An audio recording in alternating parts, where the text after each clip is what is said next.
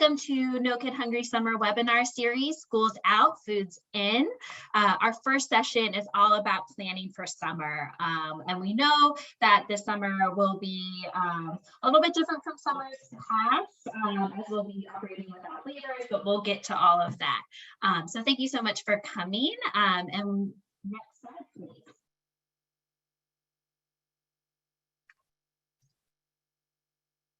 Great. So a couple housekeeping notes. There is closed captioning on today's webinar, and the webinar is being recorded, and all of the slides and recording will all be sent out after the webinar, and that'll be sent via email. We'll also have plenty of time at the end of the webinar to answer any questions. So as our speakers are speaking, feel free to use the Q&A box at the below.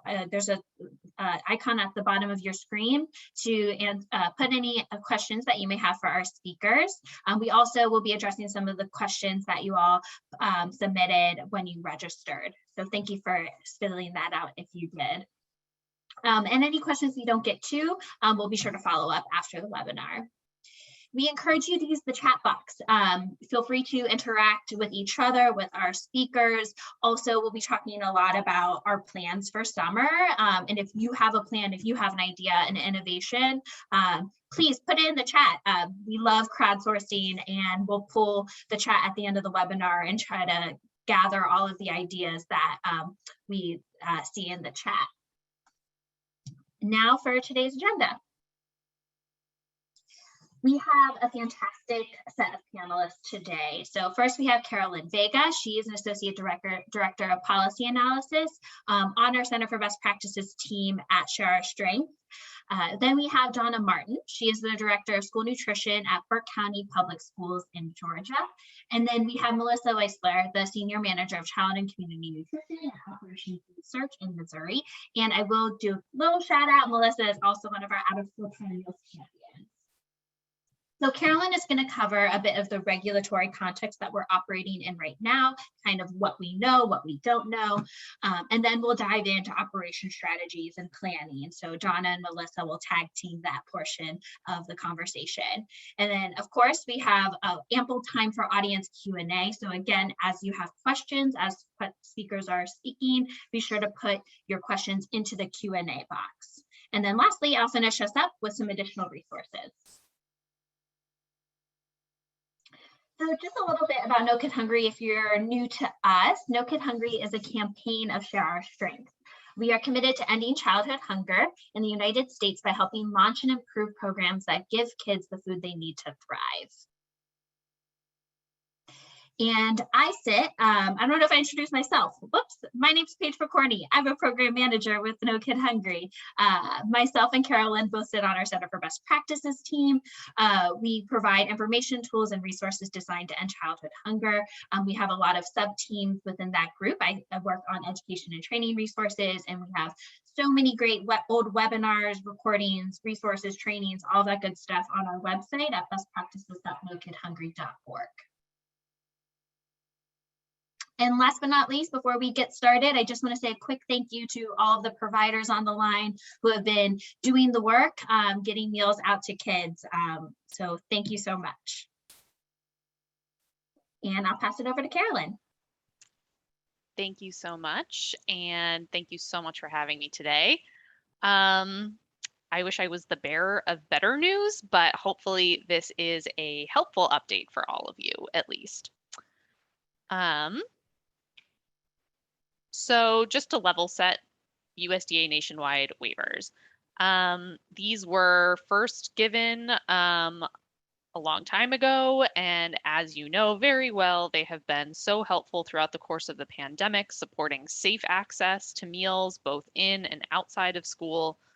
They've helped to address all of the crazy supply chain issues that have been happening, and they've helped to streamline operations at a really challenging time when new meal service models have been happening with staffing issues and things like that.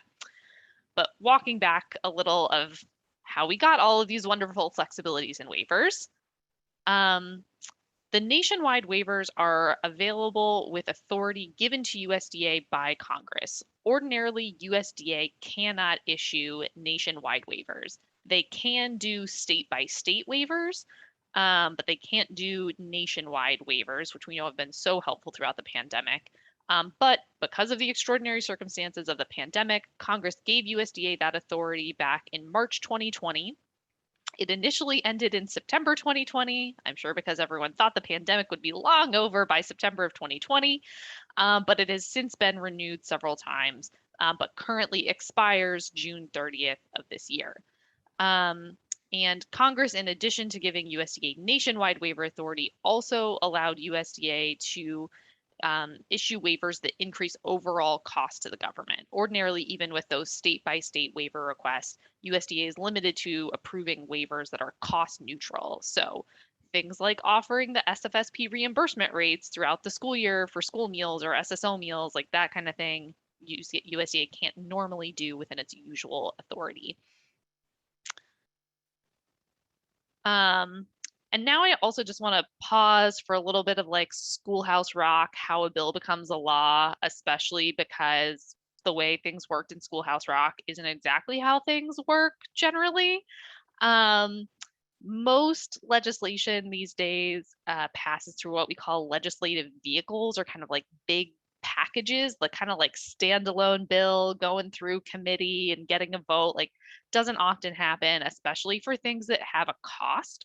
And nationwide waivers for all these child nutrition programs do have a cost.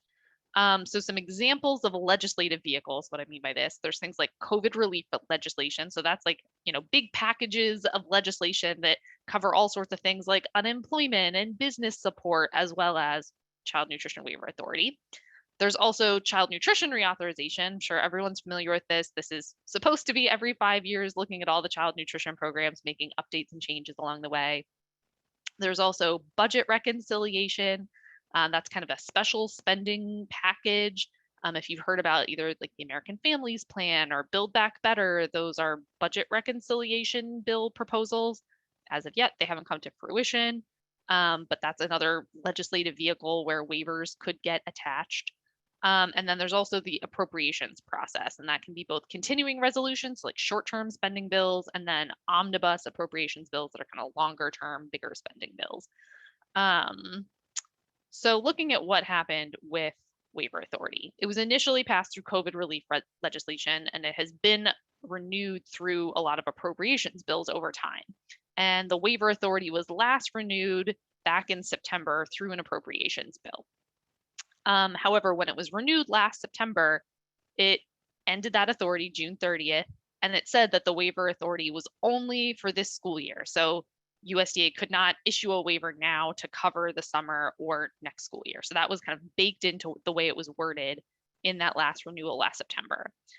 Now, there was another short-term continuing resolution to keep the government open and funded in mid-February, and the waiver authority was not in there. We were working for that. We were hoping for it, but it didn't make it in mid-February. Everyone told us at the time, don't worry, this is really just a short-term bill to keep everyone negotiating as we work towards funding for the rest of the fiscal year.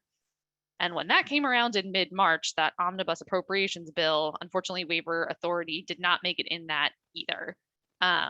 So now the government is technically funded for the rest of its fiscal year.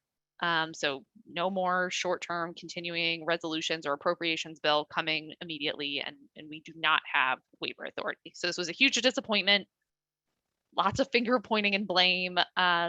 It's a pretty unfortunate situation, but it's just where we are, that we did not get waiver authority when we were expecting and needing it.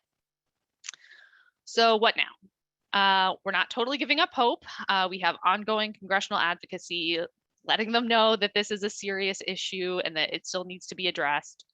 That said, just given the timing of those legislative vehicles, there isn't a lot of hope for getting something done in time for summer, because we know applications are already happening for summer, site identification is already happening for summer, budgets, procurement, all of that, ships are leaving the port as we speak, planning for summer. So it's hard to get something done in time to make a difference for summer. We are also working with USDA on possible flexibilities and guidance that they could do within their usual authority.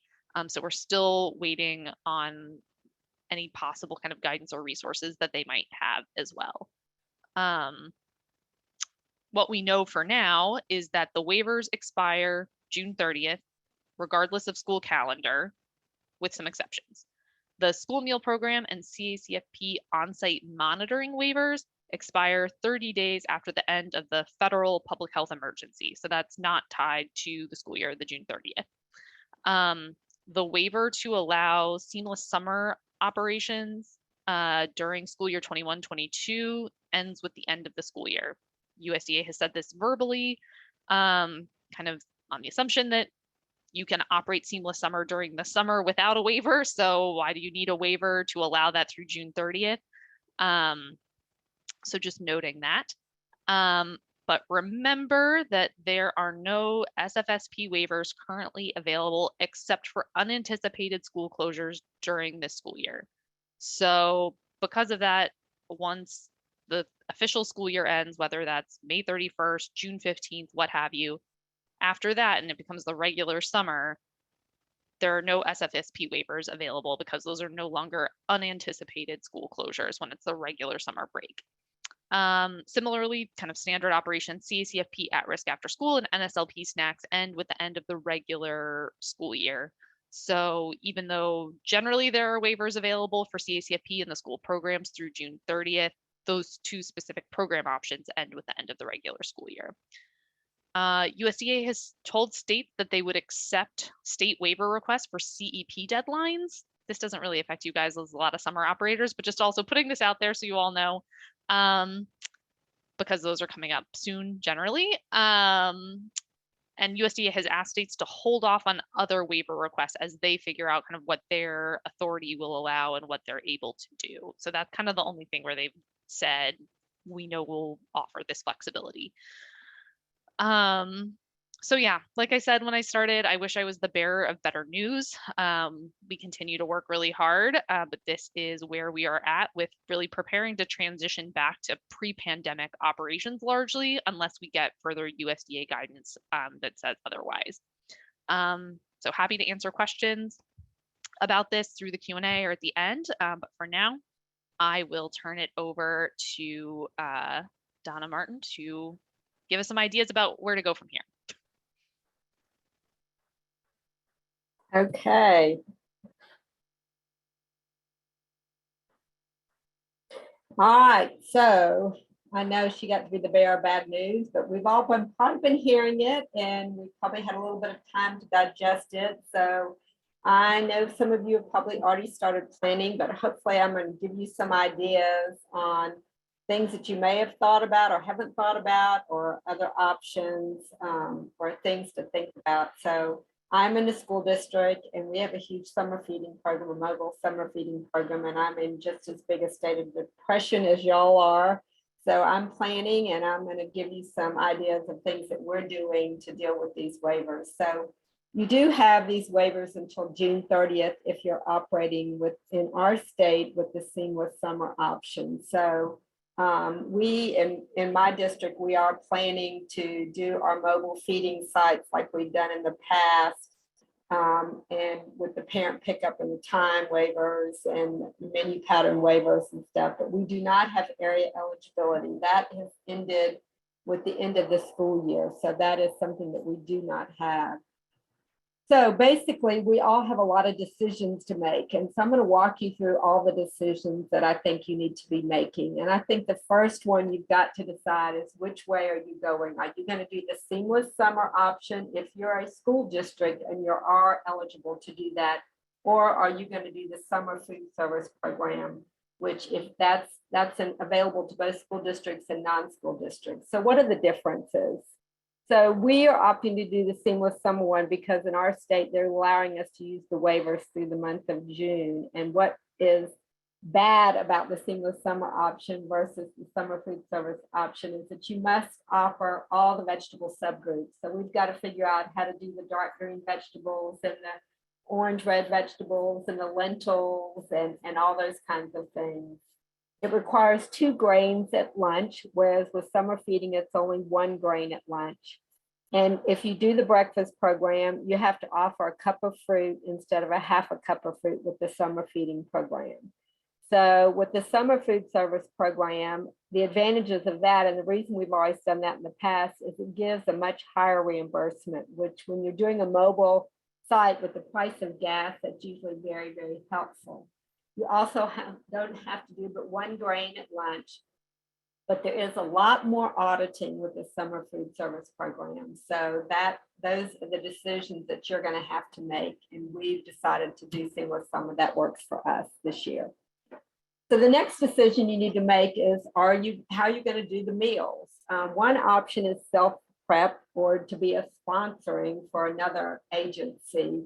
So if you're going to be a self-prep, you obviously have to have kitchens and you have to be able to provide all the food, and you certainly get the most reimbursement if you're doing self-prep. That is what we are opting to do this summer.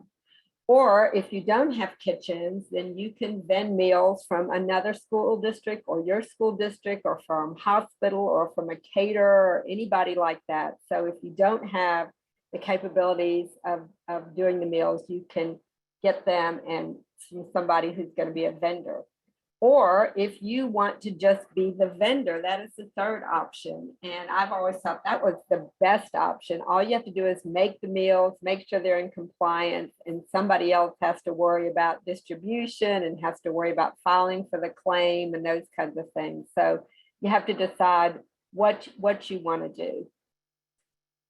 So the next thing is whether or not you want to do mobile or on-site or a combination of the two. So if you're going to do mobile like we're doing buses. Some people do vans. Some people do actually out of the back of their car. They do trucks. They have feeding trucks. They have whatever you want to do mobile. But the first thing you need to think about is, what is the price of gas this summer going to be, which we do not know.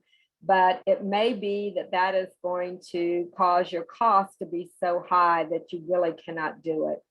So if you're going to do mobile, will your participation increase enough by going out with these vehicles to cover the cost of the increased gas prices? So you need to kind of guess how much your participation will increase by going mobile. And if you're a large rural district like my district, we have no options. I'm 836 square miles. My families have no transportation. They're 30 miles away from a school district. We have to do mobile or else we are not going to feed our kids. So how many locations do you think, depending on how many vehicles and how many buses you're going to have, you think you can feed at? How many stops can you go to? And how many people do you expect to have at those stops? And then how long are you going to have to stay at one of those stops? So if the people are going to have to get on the bus and do non-congregate or come to your sites with your truck and eat outside the truck or eat outside your van, how long is it going to take? And we usually make sure the kids have 15 minutes after they get on the vehicle or get the food to eat. So that prolongs how long your routes are going to be and how much time you're going to have to spend.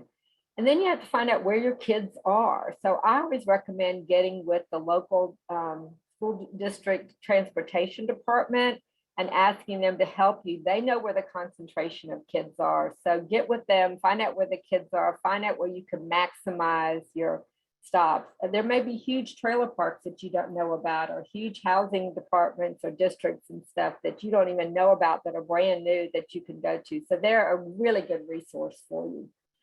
So if you decide not to do mobile, or you want to do mobile and you want to do on-site, one thing that's really important is you need to get permissions to put your program anywhere you're going. So, if you're going to do summer school at your schools, you can do breakfast and lunch, you don't need to get permissions. But if you're going to a playground, you're going to a park, you're going to go to a recreation center, you're going to use a church that's doing vacation Bible school, you're going to go to migrant centers, you're going to stop in housing projects, you're going to work with summer camps that may be operating in your district, you need to get permission. But those are all really good options that usually a lot of kids are there and you can get the most bang for your buck.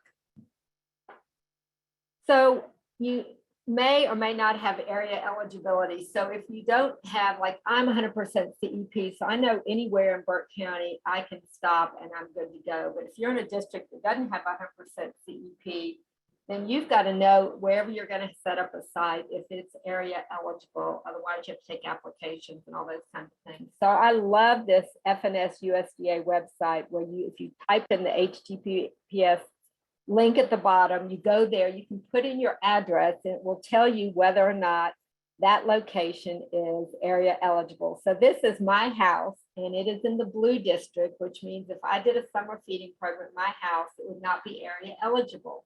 But if I move into any of the red districts surrounding me, I can put a site and those sites are area eligible. So that is just a great tool for you to have. So the next decision is, okay, you're going to self-prep or you're going to vend, but what are you going to do for menus? What kind of menus are you going to have? Are you going to do hot foods? You're going to do cold foods? You're going to do a combination? I have found that the more hot foods that you do, the more participation you will have. But it may be that you only can do cold sandwiches and cold Lunchables and things like that. And that is okay too, but you need to plan your menus.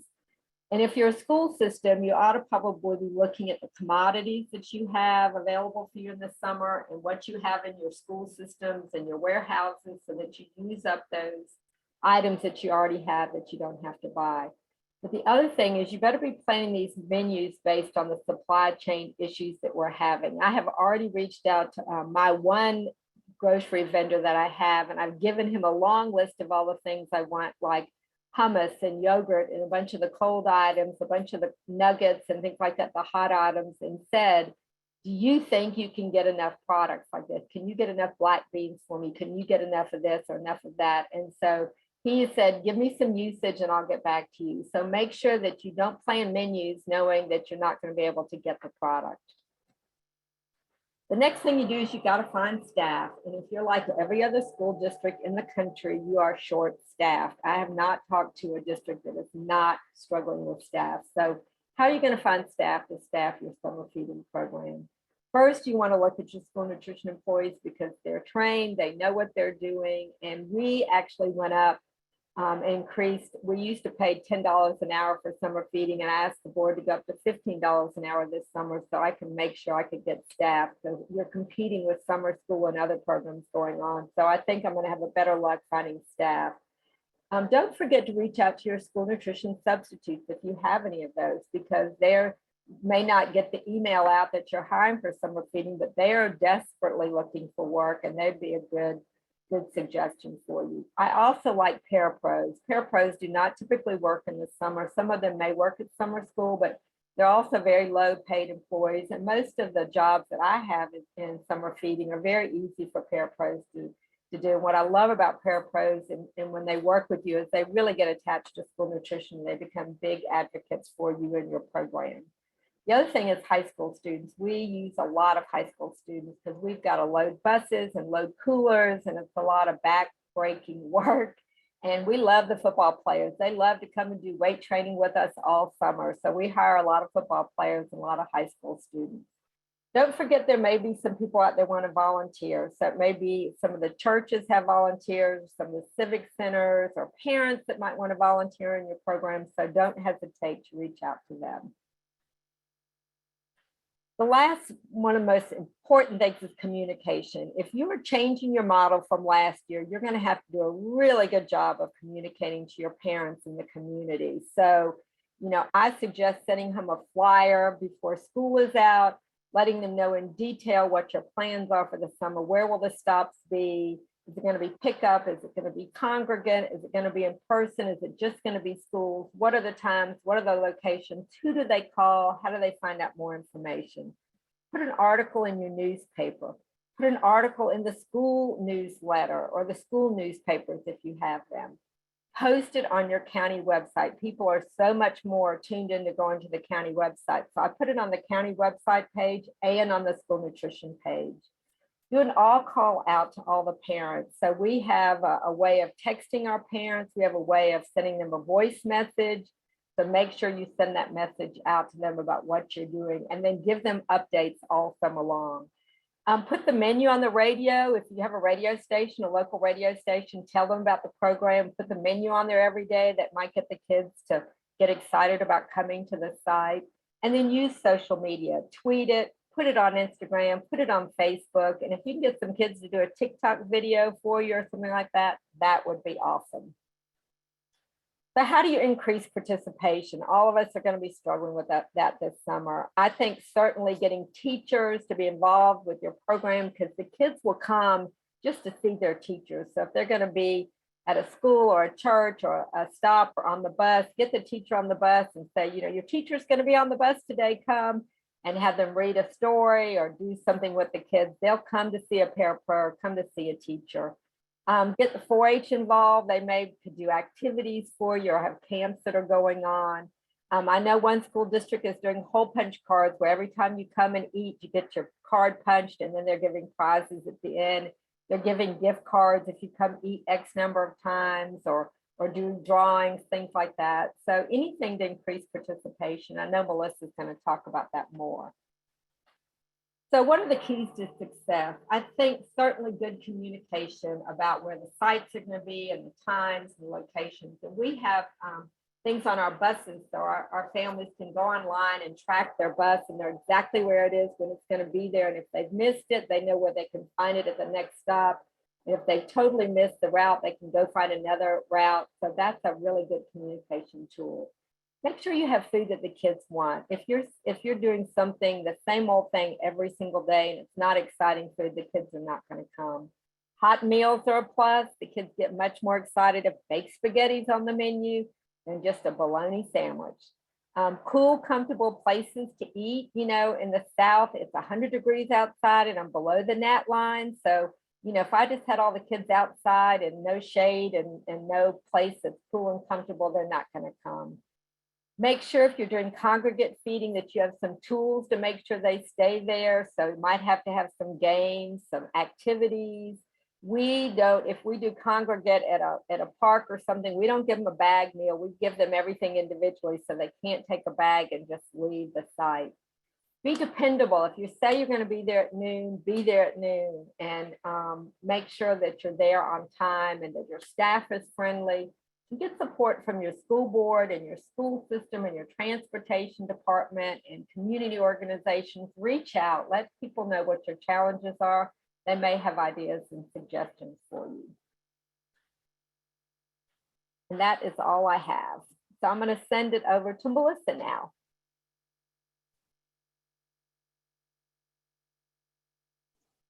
Hello, everybody. My name is Melissa from Operation Food Surge Food Bank here in St. Louis. Aside from what Donna said, we operate as an unaffiliated sponsor, meaning, you know, we're not a school. We work completely in partnership with other organizations. So my perspective is going to be completely different. As we're looking to go into As we're looking to go into 2022, the biggest thing for us is making sure that we're communicating with all of our partners and making sure they are all on board to go and that they understand the new landscape. So keeping in mind that they're not following all the advocacy emails that we are, and they don't have probably any concept of where things stand with waivers. So keeping them all up to speed. And it's really already to this point in the year been about determining which of our partnerships that we can still carry on, which partnerships we need to rethink, and when we need to cut ties, quite frankly. A lot of our sites that we've operated the last 2 years were temporary. We knew the partnerships wouldn't last past the pandemic because, you know, maybe they're in a parking lot, maybe it's not an area that's conducive to congregate feeding. So unfortunately, you do have to let some partnerships go, but in order to focus on things that will work. Prior to 2020, we were working to start partnership with healthcare clinics. Unfortunately, all that had to drop because of the pandemic, but now we can go back to that and focus on that and make that our new project for this year. And so really determining where are congregate sites possible, where will kids show up in that fashion, and where can we meet them, where are kids already going. In terms of reimagining, potentially we have some sites that started throughout the pandemic that we can figure out how to make into a pop-up site. If we can provide these sites with equipment, in the form of folding tables and tents and things like that to create that experience. A lot of these potentially can carry on. So we don't have to, let everything go that we thought was just for the pandemic. Some of it we're going to keep going and figure out how to make it work for the upcoming year. But first and foremost, we want to make sure that everybody has that communication and knows what's going on so that they can also, make decisions. Training, of course, is going to go right into that. Our site operators are all at different levels. Some of, in the whole world, we've had just such a migration of workers where every organization we work with has new staff and not everyone has been here pre-pandemic.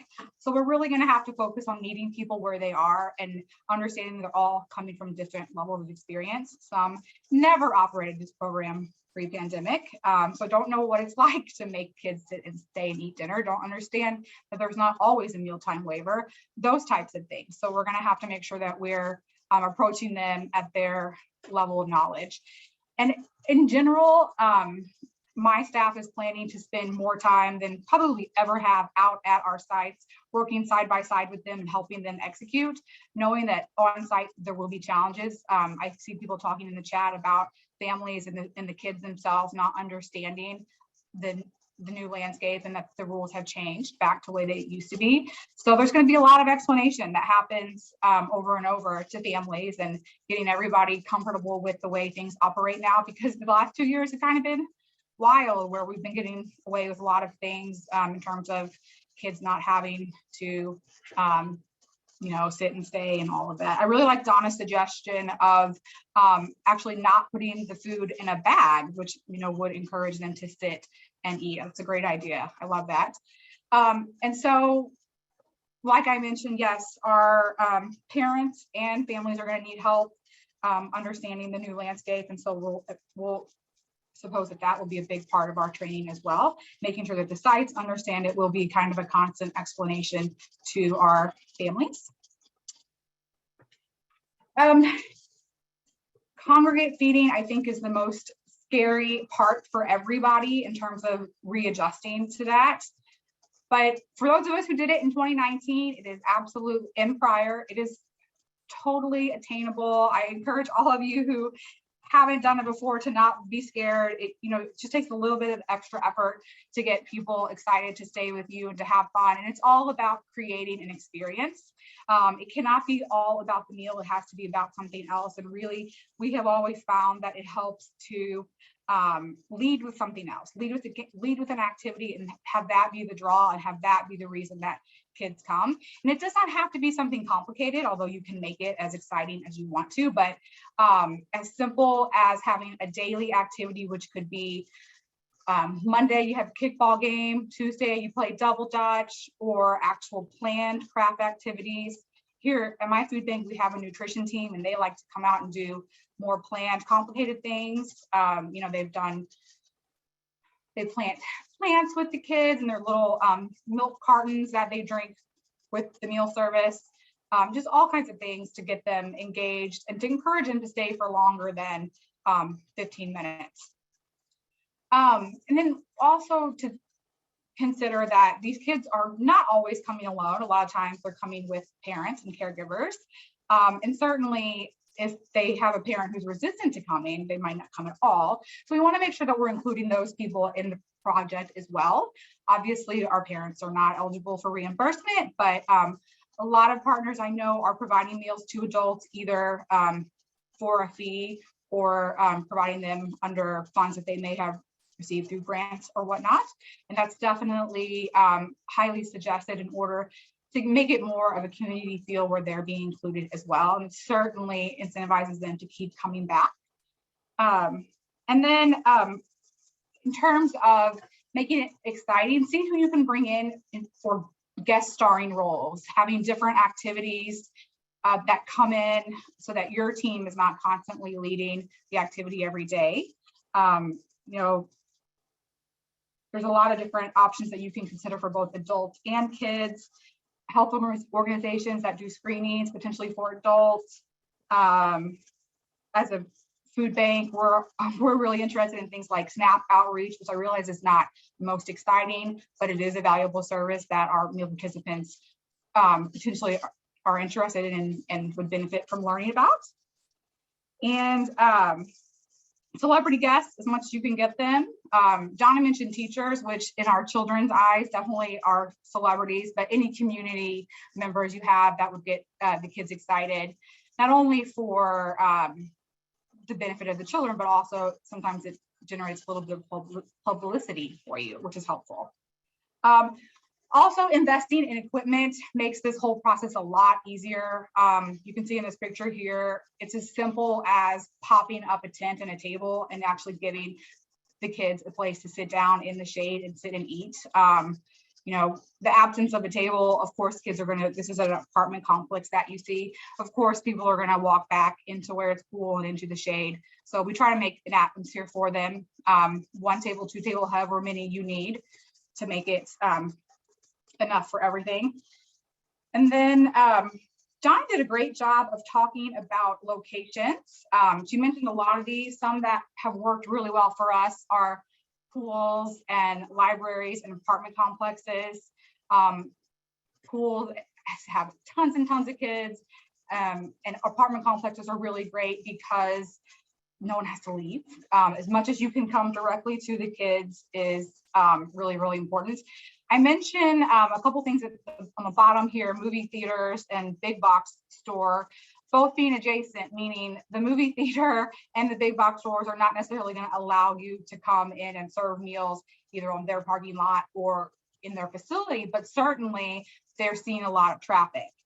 So if you can get creative and try to find a location as close as you can to these types of establishment where people are coming, that's a really helpful hint. We have a movie theater here in town with an open parking lot across the street that, you know, that kind of thing is helpful because they're seeing regular traffic. Movie theaters, I think it's a popular concept that they have a dollar show or sometimes a free show, which attracts a lot of kids. And so those are great. It's great to piggyback off of events that are already happening in your community where kids are already going to be. Okay, so in terms of things that make this difficult, we know that transportation, especially if you're out in a rural area, it can be very, very difficult to overcome. Our model, of course, is to go where kids are, but if you can't do that, how do you get them to come to you? One tip I would have for that is to try to find who you can partner with who may already have transportation and try to do a cost sharing model. So if there is a church or a community organization that has vans, you know, don't necessarily expect that that organization, especially right now with the price of fuel, can completely undergo that cost and that responsibility, but potentially whatever model you can come up with to cost share could be really effective. And that kind of benefits you if you're able to bring kids to one central location versus having many, many smaller stops. It's helpful for you on the administration side. And especially if you are running activities, you can do those all at one location. In terms of weather, a lot of us are going to be doing things outside. You can't stop the rain, and you certainly in the summer cannot stop the heat. But do keep in mind that a lot of our state agencies do offer a heat demonstration project, which means that you can apply for a waiver anytime the temperature warrants a heat advisory by the Weather Service. I believe it's about 98 degrees, or it has to be very hot, but that happens quite often here in Missouri. So we took advantage of that quite a few times, 2018 and 19. So definitely look into that with your state agency to see what their policy is on that. In terms of awareness, Donna talked a lot about that. Coming from a school perspective, she has a lot of avenues for getting it out within her school. For me, as an outsider to schools, I need the buy-in from the schools, and I especially need their help getting the word out. School social workers are my best resource because they are invested in what happens to their students in the summer. And a lot of them are already sending home a summer resource guide with options for their kids for how to find meals, how to do this and that. And so they'll be a great champion for you to get the information out. And now is absolutely the time in order to do that, to start getting the information out. One thing that I recommend for that, Donna hit on a lot of great ways to get the word out. One thing that we like to use, because things do tend to change, is providing the information via a website link or a QR code. And the reason behind that is that way you can get your information out early, but you still are able to change it. So if meal times need to change, locations need to change, your public is connected to that website. You know, for instance, like we have a map with little dots of all the places that can continue to change throughout your program, and they can be constantly updated. And that's really, really helpful for keeping everybody up to date. And then I'd also like to say that just remember that marketing is not a one-time thing. It is a constant, ongoing, all summer long effort. And we like to focus on the very last week of summer school. It's kind of our second push of publicity, knowing that there's a lot of kids who are engaged in summer school. And then when summer school ends, at that point, they may be looking for a meal site to join. And so we like to get another round of publicity out after, right before the summer school season ends. So thinking outside the box, I covered a lot of this. She talked a lot about mobile meals, so I won't expand upon that too much other than just to say it doesn't have to be extremely complicated, like she mentioned, truck or van, as long as you are keeping your foods at temperature, either hot or cold. That is really the biggest concern there. And for both of the options for food truck and mobile meals, you want to make sure that you're also considering how you keep the kids on site with activities, and then kind of what I refer to as a pop-up setup with tables and tents and things like that. Make sure that you're including where they eat in your plans for either of those options, meal truck or food truck. Food truck is not something that I have an experience with, but definitely I'm always very impressed by the people who pull that off, because it's really, really great to be able to pull up and provide kids with a fresh meal that has been prepared. I know those are wildly popular, so I would definitely encourage you to look into that. If it's all within your capability, it's really cool. And then mealtime, one thing that we have found to be really helpful is to keep meal times consistent with our after school meal time. So we do run at-risk after school year round. And obviously those meals are served around 3 and 4 o'clock in the afternoon. Teenagers are out at that time in the afternoon during the summer. So that to keep it consistent, especially for the teens, is really helpful, because the same ones tend to follow us year round, and we get really great attendance at those late afternoon times. So it does not just have to be at 12, 1 o'clock. Afternoons can be really popular as well. So consider that. And then I would encourage you, I see a lot of things going on in the chat, but definitely if you have other innovative ideas that you want to share, please go ahead and drop those in the chat like Paige suggested as well. That would be great. And then a few more points about setting yourself up for success. Really make sure when you're planning that you're not considering just your program, but you're also considering the program of others. Where I'm located, there's a number of sponsors, and it's really important to know what other people are doing so that we can cover the gap. So if we figure out there's a place where there's not meal service, not a place where kids are not being served, we can all make sure that somebody is getting that covered. So work with other sponsors, work with other state, or work with your state agency to try to identify those gaps. And then you also want to make sure you're communicating with your school districts. So I'm in a metro area with several school districts. I know a lot of them are still trying to figure out their plans, but we're very interested in what they're doing, again, so that we can complement it and know exactly when their programs are starting, when they're stopping, where they're going to be, so that we can fill in. Let them kind of lead the way and let us be the fill in. And then I also encourage you to be agile. Like I mentioned, you know, things do not have to go exactly the way you planned them and stay the way that you planned them. Just because you said you were going to do one thing does not mean you cannot change it once you realize it doesn't work and there's a better option. You definitely want to wait for momentum to build at each of your sites, but you also need to know when to give up. You know, pay careful attention to your numbers, and also be keeping in mind what else you could be doing in order to be a better site, be attracting more kids and things like that. And don't be afraid to make a move when it needs to be done. Host a kickoff event. That is something that we have done for a number of years to attract attention. So when we're doing that, we are bringing members of our congressional delegation, people who are stakeholders in the program. We're also inviting the media to try to get a little bit of interest in the program so the public knows that it's happening, and so that everyone is aware that we are starting, and here's how you find us. And that also helps you kind of create community champions who may want to help throughout the summer, show up at sites and things like that. Also, you see my picture here has a big sign, and another tip real quick on that is if you want to get the most bang for your buck, I recommend outdoor signage that is movable. So spend your money on big signs that you can move site to site, and then smaller signs that are stationary and stay at your sites, day after day, to publicize it, even when the meal service is not going on, in order to kind of get the best of your money for your signs. And then start recruiting help now. So I think that we all can agree that we do have challenges cut out for us this year. And this year, we're going to need to bring in reinforcement to be absolutely sure. So you want to start now trying to get people interested in helping. There is no shortage of people that want to help feed kids, but really it's a trick in the management of scheduling and training these people properly. So it works beautifully if you have an intern who can then also help with volunteer coordination. So I do suggest that route. We love to bring on interns, and we like to bring in AmeriCorps members as well to help facilitate the program. We use them a lot to help us with the activities on site.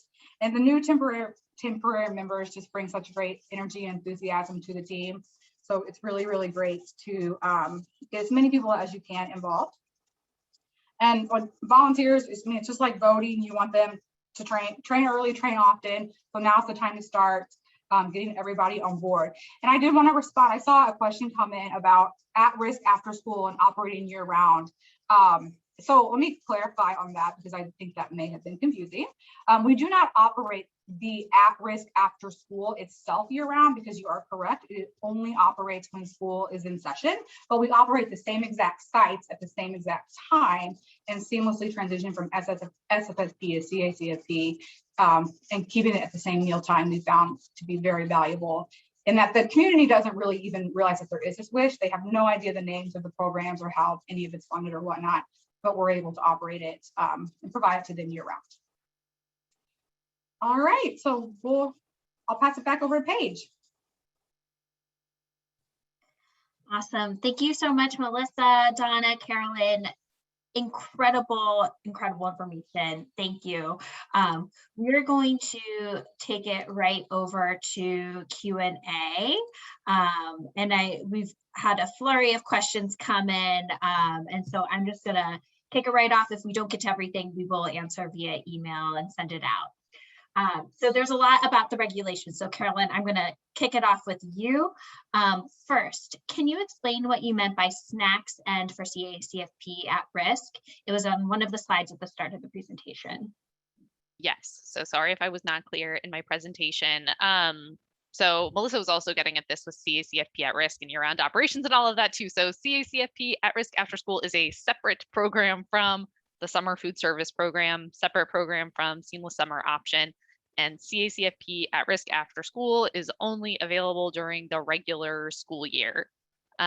So when I say that snacks end, it means that you can't operate CACFP at risk after school or NSLP after school snacks outside of the regular school year. So those programs aren't available once the summer begins and the school year has ended. So hopefully that helps to clarify what I meant by that. Great, thank you. Moving right along. Prior to the pandemic, meals had to be consumed on site. I'm assuming returning to this requirement. Are non-congregate meals an option beyond June 30th? Great question. So good to level set, go back to basics here. Yes, prior to the pandemic, all meals had to be eaten on site, the congregate meal requirement. And it is true that without these nationwide waivers, that is what we fully expect to be going back to at this point. I think there's some additional questions getting to this whole confusing point of like, what's available to June 30th, what's available with SFSP.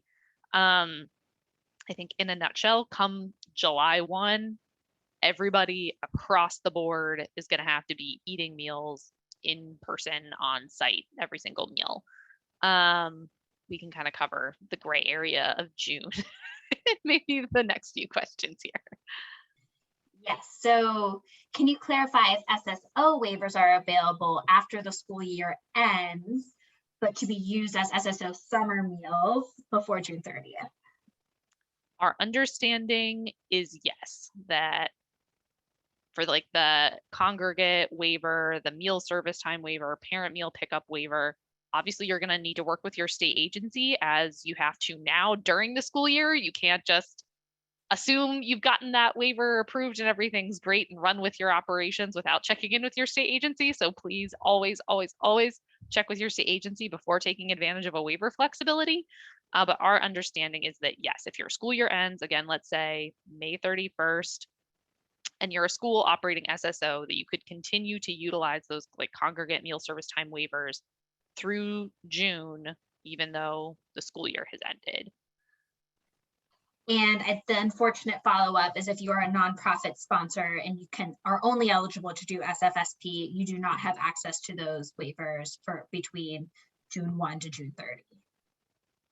Correct. The only SFSP waivers available are, again, for unanticipated school closures. So that's like a snow day.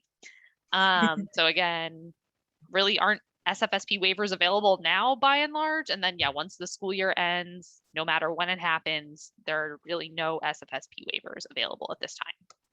Okay. Thanks, Carolyn. What are some examples of cost neutral waivers that USDA could approve state by state that would be helpful? Great question. This is definitely the kind of thing that we're hoping USDA puts out clear guidance on, so that states aren't guessing around at this either, and some getting creative over here and others didn't think of that one. But off the top of my head, the kind of things that come to mind that I think they would do. So there are the 4 waivers that were kind of pre-COVID that they got rescinded, and then they got extended through the COVID nationwide waiver flexibility. So that's things like the first week site visits, and offer versus serve, and using area eligibility for closed enrolled sites. So those kinds of things that were kind of already out there that are a little bit more administrative, that could happen. I could see a possibility for things like virtual monitoring for SFSP. So right now there isn't a virtual monitoring waiver still in effect for SFSP. But I could see that being something that would get explored to help deal with staffing issues, transportation issues, and things like that. I could meal service times. I think that was another area that sometimes the states requested waivers from the meal service time requirements in the past. So again, that's cost neutral. You're saying like, hey, rather than having this like, strict time limit on when my meals get served, or, the gap of time, could we have some flexibility on that? So those are some different areas. Beyond that, I think that's what USDA is kind of working with their lawyers on, of, where can we consider this to still be a cost neutral waiver that's within our authority. If anyone knows any of the lawyers at USDA, send them flowers, send them chocolate, send them some of your delicious summer meals, and let's try to bribe them. No, I'm totally kidding, but maybe not. So I want to open up this question a little bit to Donna and Melissa too. A lot of questions about how to communicate these changes to parents. We are at No Kid Hungry working on a toolkit that will be kind of copy and paste, edit the information. Kind of the framing we're taking it is emphasizing that this is due to changes at the federal level to take, this is not a fault of the site or the sponsor that, kids will have to eat on site. But any tips on, how to communicate? We talked a bit already about how to get the information out, but like how to message this change for parents and families. Would love to hear from anyone who wants to jump in. Can I first tackle, there was a piece of this question about kids having to pay for summer meals. Mm-hmm. And to clarify, for the summer with SFSP and SSO, meals should be free of charge to any kid receiving meals through these programs. We're concerned about the school year, where through the National School Lunch Program and School Breakfast Program, those are programs where kids have to pay if they don't qualify for free or reduced price meals, or the school isn't doing something like the community eligibility provision. But with SFSP and SSO for the summer, as long as the site is eligible to operate the program, period, then the kid should be getting the meal for free.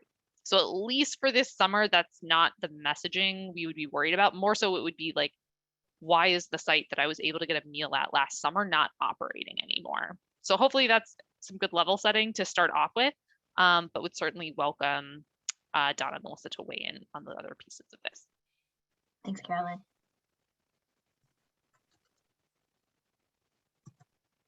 I'll just jump in and say, I don't have, messaging ready to go yet, but what I do think is a good idea is to make sure you're putting that out with your initial marketing efforts so that people don't show up not knowing what's happening or expecting that it operates like it did last year, especially if you did drive through, which we did a fair amount of, making sure that they do understand what they're getting into so that, there's no surprises when people show up.